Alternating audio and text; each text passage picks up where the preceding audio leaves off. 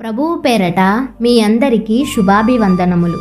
ఈరోజు మన అనుదిన వాక్య ధ్యానమైన ఎడారిలో సెలయేర్లలోని వాక్యము.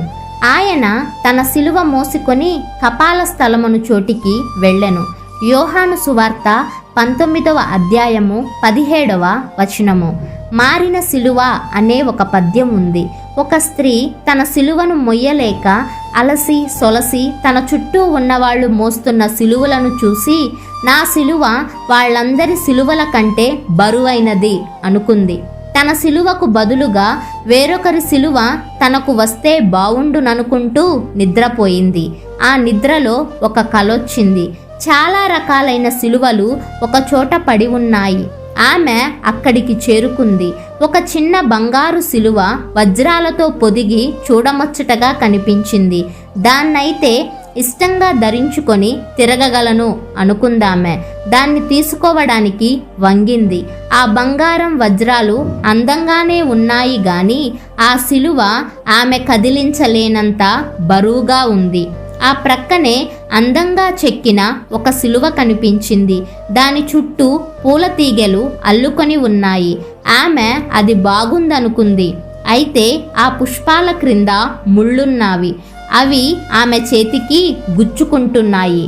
ఇంకా ముందుకు వెళ్ళేసరికి వజ్రాలు పువ్వులు ఏమీ లేకుండా సాదాగా ఉన్న సిలువ ఒకటి కనిపించింది. దాని మీద కొన్ని ప్రేమ వాక్యాలు వ్రాసి ఉన్నాయి. ఆమె దాన్ని ఎత్తుకుంది. అది మిగతా వాటన్నింటికంటే తేలికగా మొయ్యడానికి సౌకర్యంగా ఉంది.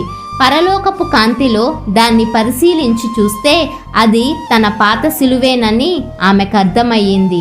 తిరిగి ఆ సిలువ ఆమెకు దొరికింది. ఆమెకు అదే అన్నింటికంటే తేలికైన సరి అయిన సిలువ. మనం ఏ సిలువను మోయగలమో దేవునికి తెలుసు. ఇతరులు మోసే సిలువలు ఎంత బరువైనవో మనకు తెలియదు. ధనవంతులైన వాళ్లను చూసి మనం అసూయ పడతాం. వాళ్ళు మోసేది వజ్రాలు పొదిగిన బంగారు సిలువ. అది ఎంత బరువు ఉంటుందో మనకు తెలియదు. కొందరి జీవితాలు ఎంతో అందంగా ఉన్నట్టు అనిపిస్తుంది. వాళ్ళు పూలతో అలంకృతమైన ఆ సిలువను మోస్తున్నారు. మన సిలువ కంటే తేలిక అనుకున్న సిలువలన్నింటినీ మనం ఒకసారి మోసి చూస్తే మనకు అర్థమవుతుంది, మనకు సరిగ్గా సరిపోయేది మన సిలువేనని. నీ సిలువను చిరాకుతో పారేసుకుంటే దొరకదది మళ్ళీ ఈ లోకంలో. దేవుని కోసం ఇక్కడే మోయాలి. దాన్నని నియమించాడాయన.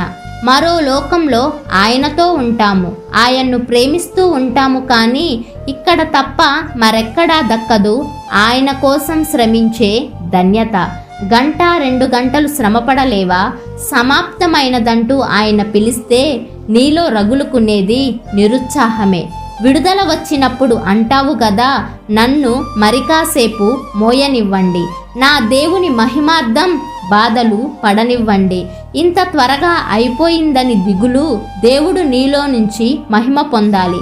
ఇంకా కొంతకాలం.